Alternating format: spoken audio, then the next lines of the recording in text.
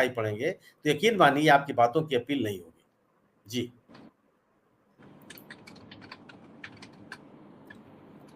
हिमांशु जी आपके पास आता हूँ। जी मेरी आवाज आ रही है? पहले मैं चेक कर लूं। जी आप क्लियर है? जी बिल्कुल।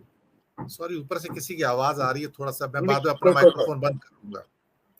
इंसान हमेशा अपने कर्मों से जाना जाता है कि जो एक्ट करते हो, जो कर्म है, उससे लोग आपको पहचानते हैं, न कि जो आप बोलते हो। महात्मा गांधी हो या भगवान बुद्ध हो, वो एक संपन्नता से साधुपन की ओर चले गए, सब कुछ त्याग दिया। भगवान बुद्ध के पास सब कुछ था, सब कुछ त्याग दिया, वो तो रॉयल्टी थे। महात्मा गांधी भी संपन्न थे, सूट बूट टाई सब कुछ था, सब कुछ त्याग करके एक साधु रूप ले लिया। और हमारे प्रधानमंत्री जी कहते मैं चाय बेचता था, गरीब था, तो वहां से ये विलासिता की ओर चले गए। रोज में 5, 7, 8 जोड़े बदलना, 20-20 करोड़ की रेंज रोवर और BMW के अंदर और मेबैक के अंदर ट्रैवल करना, 8,000 करोड़ के हवाई जहाज में जाना, और फिर बुद्ध की बात करना, और फिर गांधी की बात करना। मुझे लगता है कि इंसान, जैसे मैंने कहा कि अपने कर्मों से जाना जाता है, पर इनके कर्म तो कुछ और कहते हैं, और उसमें विनम्रता भी नहीं है, विलासिता है, लेकिन विनम्रता नहीं है, विलासिता है। और कहीं ना कहीं जब दूसरे को क्रश करना है, विरोधियों को, तो उसकी निरंकुशता, उसमें विंडिक्टिवनेस भी है। ये भगवान बुद्ध ने हमें कभी नहीं सिखाया, ये गांधी ने भी नहीं सिखाया। उन्होंने करुणा और प्रेम सिखाया। लेकिन यहाँ जो ये करते हैं और जो बोलते हैं अंतरराष्ट्रीय मंचों पे, पूरा एग्जैक्टली अपोजिट है। हिमांशु जी देखिए, अगर आप भारत की पहचान की बात करेंगे तो आज की तारीख में भारत की पहचान ऐसी शख्सियतों से है। गांधी है, बुद्ध है, महावीर है। ये जो है, मतलब जिन्होंने भारत की आजादी की लड़ाई में जो भी अपना हिस्सा दिया, या भारत का जो इतिहास है, जो जिस तरीके से उन्होंने रखा, उसकी जो नींव रखी, जहाँ पे बेसिक जो कल्चर हमारा जो है कि डाइवर्सिटी में जिस तरीके से हम लोग सब कुछ एक्सेप्ट करके चलते हैं, यूनिटी इन डाइवर्सिटी की जो बात अगर आप लॉन्ग टर्म फिलोसॉफी में देखें तो वही चीज बुद्ध ने कही है, महावीर ने कही है। तो आपको यही उदाहरण देने पड़ेंगे, चाहे आप आचरण करो या ना करो।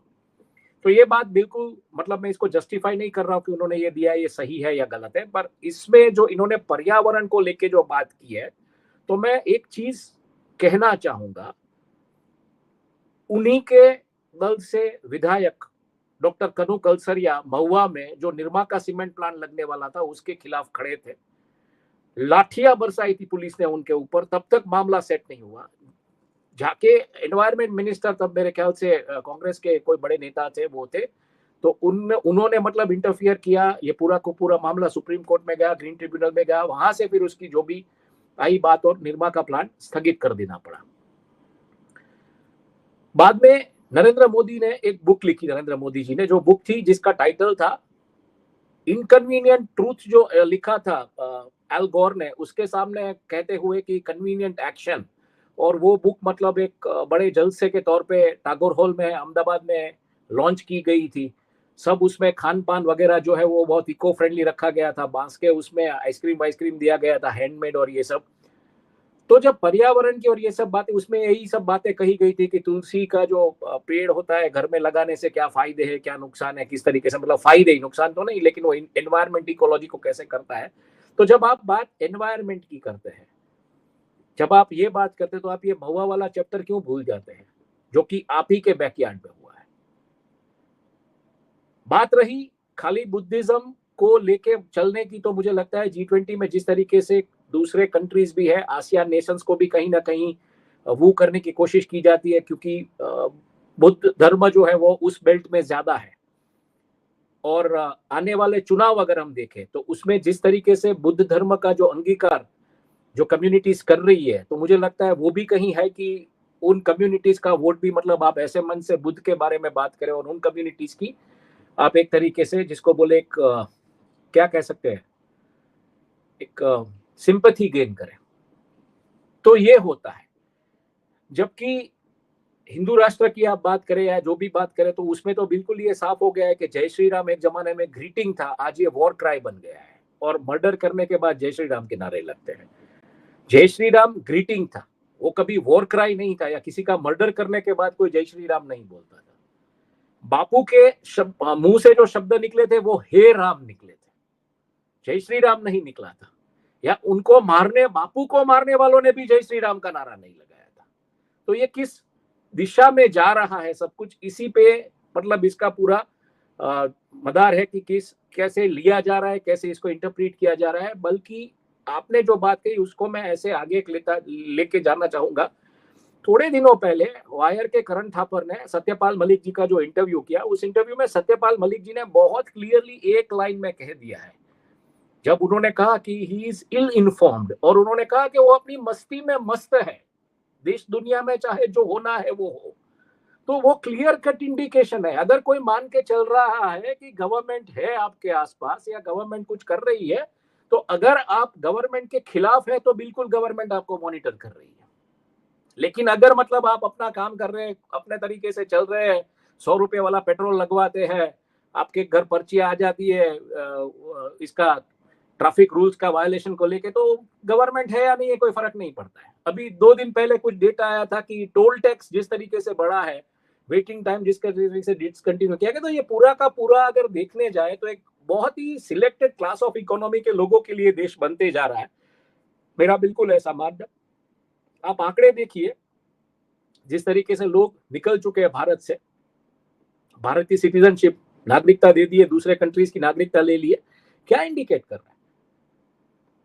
ये नागरिक वो नागरिक है जो भारत में एक जमाने में अच्छे खासे टैक्स पेयर्स थे, वो क्यों चले जा रहे? बोले अगर हमको यही सब करना है तो हम ऐसी जगह पे जाके काम करेंगे जहां पे करेंसी का वैल्यूएशन एटलीस्ट 80 टाइम्स है, तो हमको पैसा भी अच्छा मिलेगा और फिर हम एक अच्छे नागरिक बन के वहां पे रहेंगे।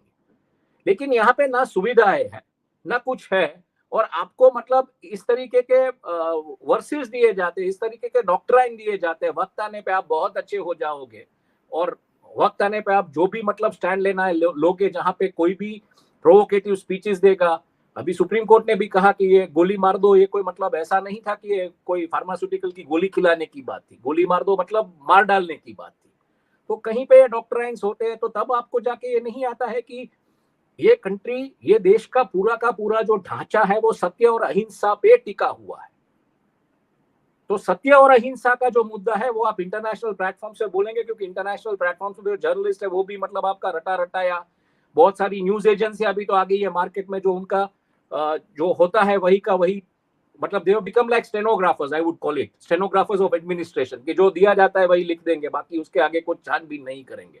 और इन एजेंसीज या ये न्यूज एजेंसीज यानी न्यूज आउटलेट्स जो भी है, वो पूरे दुनिया में मतलब इनको एक तरीके से देखा जा रहा है। भले वो रेडियो रवांडा बन चुके हैं, समझ लीजिए आप एक चीज, मैं उसको गोदी मीडिया नहीं कहूंगा, मैं रेडियो रवांडा कहूंगा, क्योंकि ये आए दिन हिंसा को कैसे बढ़ावा मिले, कैसे सिचुएशंस मतलब डिस्प्रोपोर्शनेट हो, कैसे मतलब एक डिसऑर्डर ज्यादा से ज्यादा ट्रिगर हो, उसकी उस दिशा में ही कार्यरत रहते हैं और उस चीज को जस्टिफाई करने में लगे हुए हैं।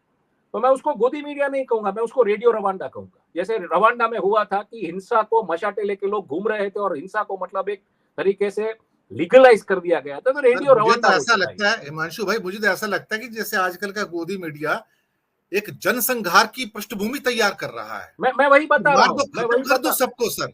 हाँ, तो मैं उसको गोदी मीडिया भी नहीं कहूंगा, मैं उसको रेडियो रवांडा कहूंगा। कि जिस तरीके से कॉल आता है कहीं से, और कल परसों मैं भड़ास फॉर मीडिया पे एक आर्टिकल पढ़ रहा था जिसमें लिखा गया था, किसी ने लिखा था कि आप अगर टेलीविजन चैनल में जाना चाहते तो मत जाइए, क्योंकि इनका जो रेवेन्यू मॉडल है वो खत्म हो चुका है, वो गवर्नमेंट की रेवेन्यू पे बैठे हैं। अब इंटरेस्टिंग चीज आप मुझे समझाइए, कैसा कंट्री है, $5 ट्रिलियन की इकोनॉमी की हम बात कर रहे हैं, रोज ग्रोथ की बात कर रहे हैं, लेकिन एडवर्टाइजिंग नहीं है मीडिया के पास। तो ये ग्रोथ कैसी है? मीडिया खत्म हो रहा है, लोगों के पास पैसा आ रहा है, कंट्री की ग्रोथ की बात हो रही है, लेकिन मीडिया जो सस्टेन होना चाहिए, हालांकि उसके मायने बिल्कुल अलग है।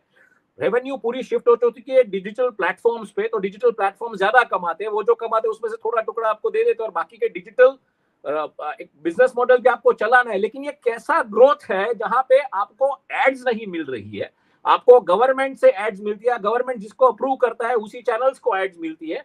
तो ये कैसा मॉडल होता जा रहा है जहां पे नॉलेज नहीं होगा, डिबेट्स नहीं होंगे, डायलॉग्स नहीं होगा, डिस्कशंस नहीं होंगे, और लोगों को क्या हो रहा है यही पता नहीं चलेगा। ये बेसिकली नॉर्थ कोरिया जैसे होता जा रहा है day by day. North Korea और साउथ कोरिया की बॉर्डर पे नॉर्थ कोरिया के बारे में क्या लिखा जाता है, उसके आर्टिकल्स पेन ड्राइव में स्मगल होते हैं। उनके वीडियोस पेन ड्राइव में स्मगल होते हैं, पूरा का पूरा एक ब्लैक मार्केट लगता है वहां पे, लोग खरीदते और जानना चाहते कि क्या हो रहा है, क्योंकि वहां पे तो पूरे दिन मतलब किम जोंग की बातें चलती रहती है, तो उनको पता ही नहीं दुनिया में क्या हो रहा है, कोरिया के बारे में दुनिया क्या लिख रही है। तो धीरे धीरे आप एक पूरा डायलॉग ब्लैकआउट करते जा रहे हैं। एजुकेशन सिस्टम को जिस तरीके से आप लेके जा रहे हैं, एजुकेशन सिस्टम की मैं बात करूं, यहाँ पे एक यूनिवर्सिटी है मारवाड़ी यूनिवर्सिटी, उसमें पिछले दिनों मतलब पिछले वीक पुलिस ने छापा मारा, वहां गांजा उगाया जाता था यूनिवर्सिटी में, गांजे की खेती हो रही थी, उसके पेड़ वेड़ सब लेके एफएसएल को भेजा गया है, स्पेशल इन्वेस्टिगेटिव टीम मिला। मतलब आप सोचिए प्राइवेट यूनिवर्सिटीज में गांजा का प्लांटेशन गुजरात में, जो कि एक मतलब नशाबंदी वाला वो है, हालांकि वो सब अभी गया है, वो गांजा का प्लांटेशन था क्या था उसका सब आएगा, लेकिन मीडिया में एक खबर है गुजरात में सब जगह पे कि गांजा का प्लांटेशन मिला है प्राइवेट यूनिवर्सिटी से। अब बच्चे वहां पे क्या पढ़ते होंगे, क्या होता होगा, आप मुझे समझाइए। और ये यूनिवर्सिटीज जो है वो कुछ ऐसे मतलब रिपब्लिक ऑफ नॉर्थ कोरिया जैसी हो जाती है, इसमें कोई जा नहीं सकता है, पेरेंट्स क्वेश्चन नहीं कर सकते हैं, बाहर का कोई मीडिया वाला क्वेश्चन नहीं कर सकता है, ये हालात है जी, ये हालात है। अब उसमें आप अगर बोलेंगे बाहर जाके बुद्ध महात्मा गांधी, तो बहुत क्लियर है, इंडिया आज की तारीख में उन्हीं जो रविंद्रनाथ टैगोर है या बुद्ध है या महात्मा गांधी है, इन्हीं आइकन से जाना जाता है।